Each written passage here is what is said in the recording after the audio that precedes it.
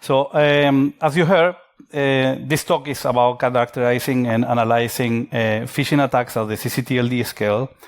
My name is Sebastián, data scientist with .ie, the Ireland domain registry. We are also sponsors, but don't be fooled. This is good stuff. But this work is an academic paper from ACM CCS 2024 that happened 2 weeks ago, so very fresh. And it's a collaboration between SIDN, which is the .nl registry for the Netherlands, DNS Belgium for .be, ourselves, and academics from 4 different universities, and we have 9 authors. So if you don't touch sort of into the academic world, a few years ago, you can go and have a paper accepted in a conference with like 4 authors, and you will be happy. This was a year worth of effort of 9 people. So thankfully we were accepted, but there is a lot of things to see and talk about here, and I will leave you a link at the end to the full paper. So, paint me naive, but I'm not going to explain phishing in detail to you. You are cybersecurity experts. But the thing I want you to retain is about the elements of social engineering, so trying to go and deceive people, either for scamming them, stealing their money, or their sensitive information. So long gone is sort of the time where the phishing attacks were simply to steal money. So now there are escalation vector for getting access to identities, passwords, and some other elements that can go and be used on a different attack later on. And you will see in sort of the evidence of our study that not only money-related organizations are involved. It's a major threat. It's still a major threat. So according to the FBI Internet Crime Report, in 2023 is the top reported attack on people with over 300,000 reports in a year. Top one. The Threat Landscape Report from 2023 coming from ENISA, which is also in the list of supporters, see phishing as a social engineering attack vector for other things. And the Microsoft Digital Defense Report saying phishing is not going away at all. Our tools are capturing 10,000 alerts per month in 3 months of people compromising their password through phishing attacks. So they're going to stay here, but they are changing the style. And also, they are becoming professional. So if you were here in the previous blog on the presentation for deep clones, there are professional services of phishing. You can go and pay a subscription fee. Here's my money, and you give me a kit where I can go and build a phishing attack on whatever I desire. So LabHost recently was broken down in the UK. There were arrests, there were seizure of equipment, and they have this model with 40,000 domains available for phishing, 10,000 of users, templates for brands that you will know, and hosting infrastructure. So do I want to go and set up a phishing attack? Click, pay the fee, click, phishing attack built. The ShewGo attack is actually, this is recent, this is from last week, reported by Netcraft. They have 2,000 websites on the kit.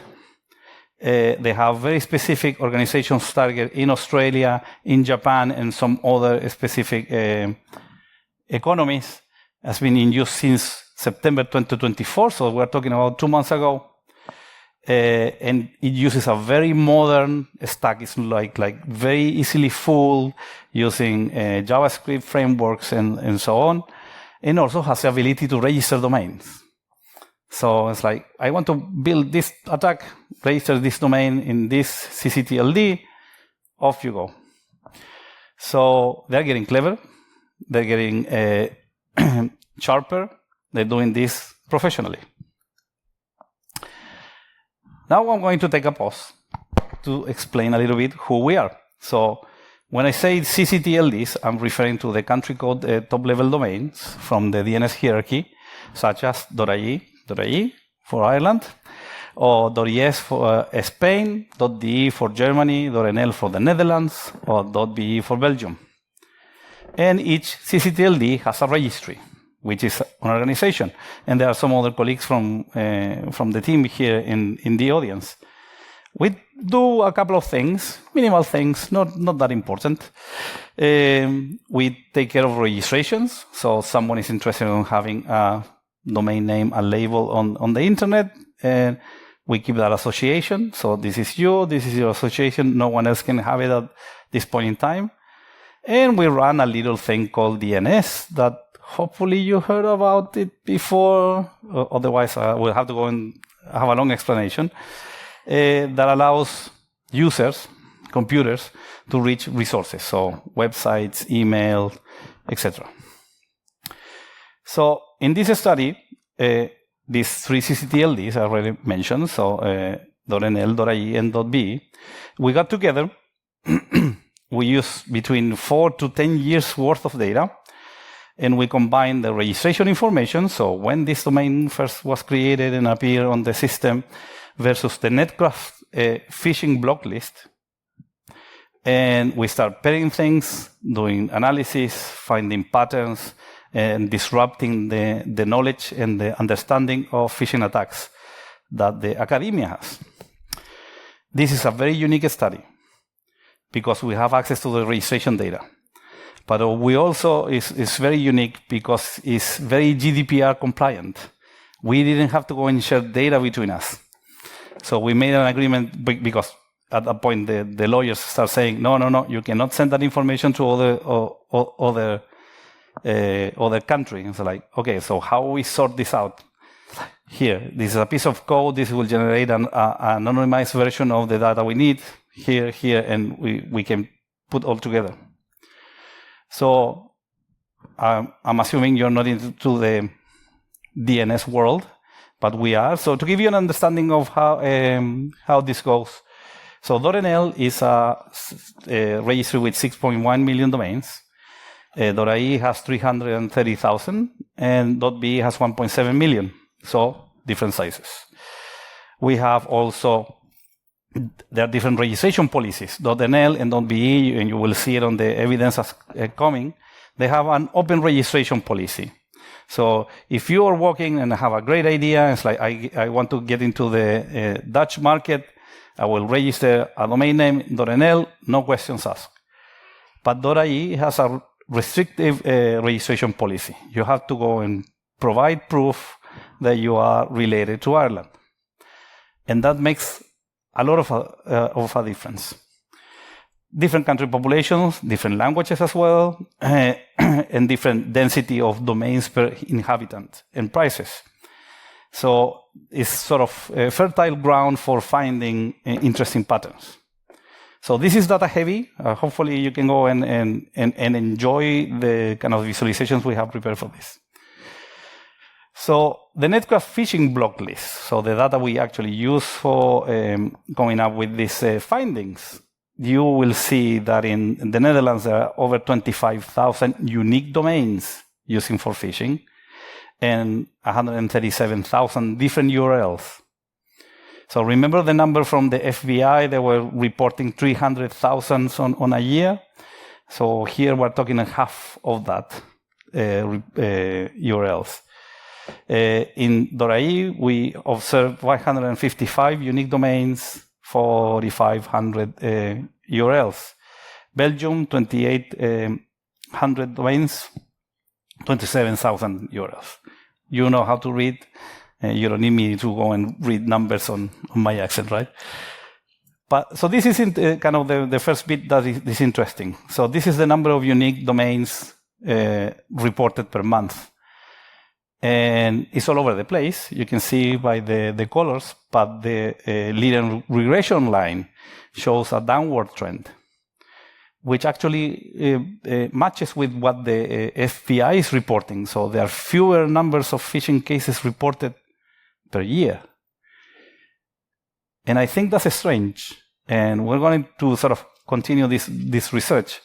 We're thinking the people doing phishing attacks are getting cleverer and are evading detection. Although Netgraph, how they report the URLs is a secret. It's the secret sauce. They didn't want to go and disclose, but we show them the paper in advance and say, good work. We want to work with you in the future. Anyway, so let's move to the companies. So the companies are being impersonated by these attacks. Profile is sort of very simple. You see a big blob of dark red there that shows across the 3 ccTLDs, most of the companies affected are international companies, so not local to the country. You see 6% in Belgium, almost 4% in Ireland, and 5.5% in the Netherlands. They are local companies. So there's a big split. But things get interesting here. And this is where we cross domains with the attacks. When the companies are international, so when the phishing URL you're seeing is trying to impersonate an international company, it's usually hosted in a domain that is 2-3 years median of age. But when they're trying to go and attack a national company, the age of the domain is 1 or 2 days. We're talking about 3 orders of magnitude, 2 or 3 orders of magnitude difference here.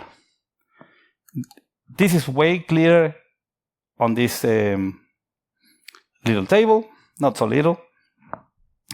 So top 1 across the 3 ccTLDs is Microsoft. No surprises. Number 2 is PayPal. Then we have Apple, DHL, Netflix. Sort of expected. But in the Netherlands, you will see they have ING Netherlands and International Card Services that provide financial services. The second, okay. I'm also showing the median age of the domains. So remember I showed you 25,000 domains involved in multiple URLs. The age of the domains, we're talking about 2,200 days. That's a lot of years. But in the case of financial organizations, it's 1 or 2 days. So this is translated that someone decided, I'm going to do a phishing campaign, register the domain, set up the domain, send the campaign, abuse it as much as possible before detection, and then is eliminated. That's the pattern.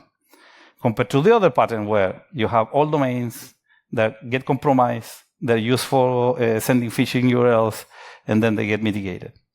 But that will be clear in a couple of slides. So what are the companies that are being impersonated? So in what kind of markets they move? So we have top 1 and 2, banking and financial services. Again, that's no surprises. So money.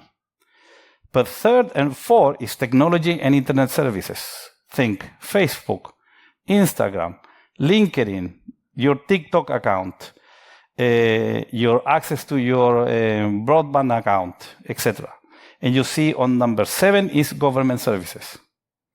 So it's not all about money, immediate money. It's about escalating the attack. So the 2 strategies you will observe is, if the target is the ING bank, someone will go and handpick the right keywords to register a domain name for doing that attack. It will be a new domain for which they have to go and pay registration cost, DNS hosting, and web hosting, and it's roughly 20% of the cases. The other strategy is, I don't know, I'm going to do a phishing attack against Apple.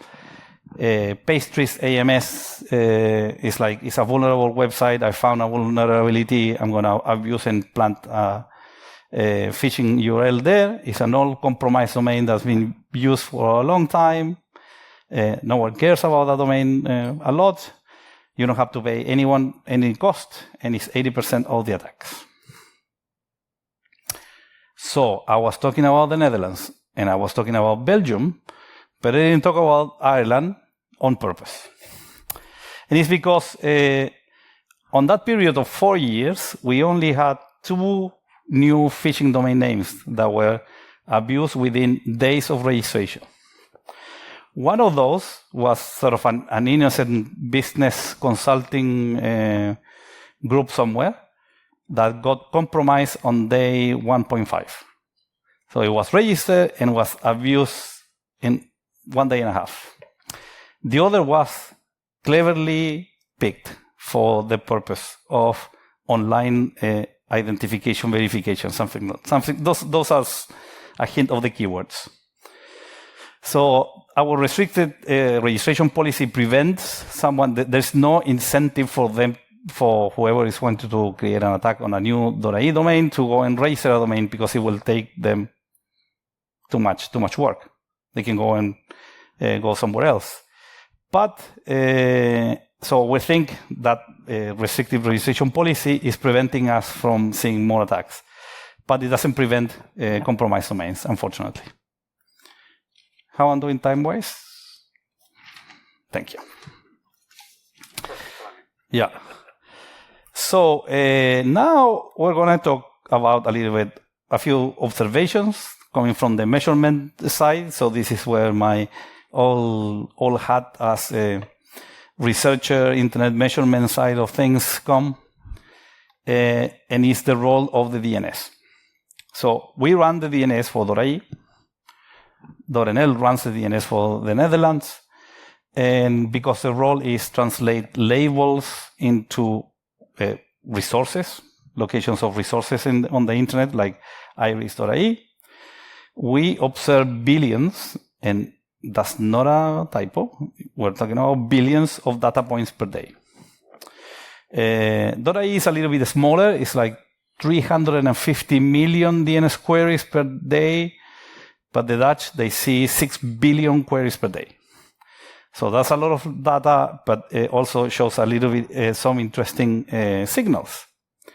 So I'm going to show you. This is sort of a little time series of DNS activity of a maliciously registered domain. So at that point, the domain is registered. And then you see a big purple line going up to 500 resolvers per hour. That's when the campaign starts. It's being actively used. Then, a couple of hours later, comes a notification from Netcraft saying to the registry, this domain is compromised, has phishing on it. And then comes the process a few hours until mitigation. The domain stops working. How is it stopped working? I will explain that in a bit. So, but you see the big purple spike. So now we move on a compromised domain. Maybe the pastries website. So you see that purple line, little activity for a really long time. We're talking about here of a whole month of data. Nothing is happening until the campaign starts. And you see this big spike of activity measured on the number of unique resolvers per hour observed on the DNS data. Then comes a notification, and then rightly afterward comes the removal of the phishing URL from the website, different from the new domain, and everything comes back to normal. So it's easy to go and do these sort of observations after the fact, but give us some insight of what we could be doing. So, how we remove, or how these phishing URLs are being removed. Who is Superman here? Who's Batman? Who do you call? The Ghostbusters? We can call the phishing busters. That's a terrible joke. Thank you. No need to applaud. But you can go and do it at the DNS level, or you can do it at the hosting level. On the DNS level, you can go and talk to the registry, or you can talk to the registrar, like Black Knight, who's also here in the room, or you can talk to the DNS provider, which Black Knight also happens to be a DNS provider, or you can go to talk to a hosting provider. And Black Knight is also a hosting provider. But yeah, that's enough Black Knight mentions. So what we can do, what the ccTLDs in this study can do. We can perform 3 different operations, and all depends on policy. Don't get too stuck with the policies themselves and the numbers, because it's actually way better than you think. So, in practice, in the Netherlands, they get the notification from Netcraft, and they go and send it to the right registrar for action. In Belgium, they receive the notification from Netcraft, and they decide immediately what to do. Usually is either suspend or delete the domain. They are very aggressive, and they're very proud of that. In .ai, we have an agreement with the registrars. If a notification comes in, Netcraft is allowed to go and send it directly to the registrar, and you will see in the evidence that is actually a good thing. So, mitigation, DNS versus hosting. So, this is DNS mitigation, and when we do that, the ccTLDs in the study do that,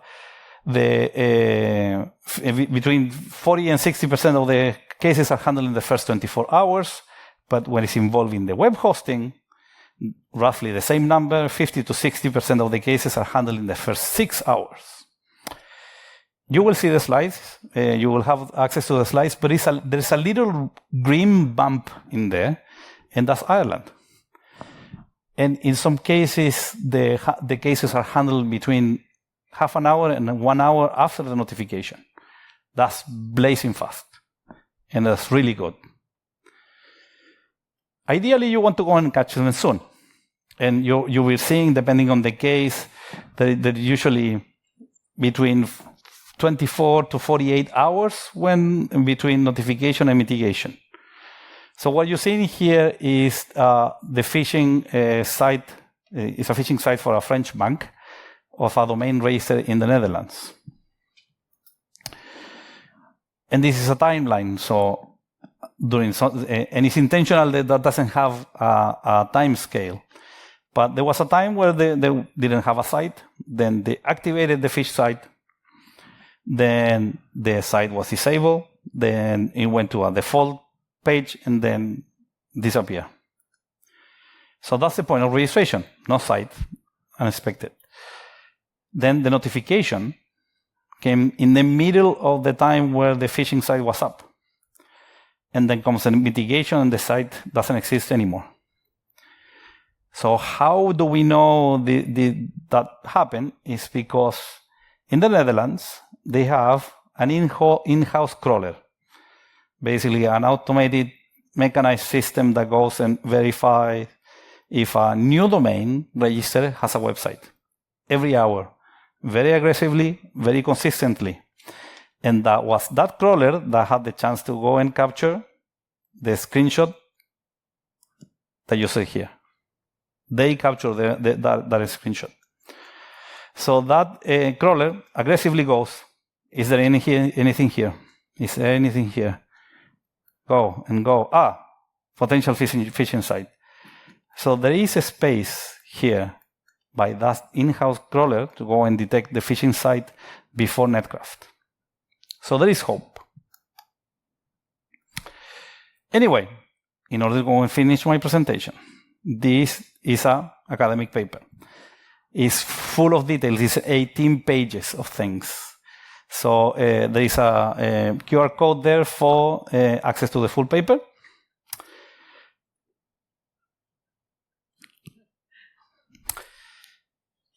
There are 2 attack patterns. So if the national company is a new domain, and if it's an international company, it's an uncompromised domain.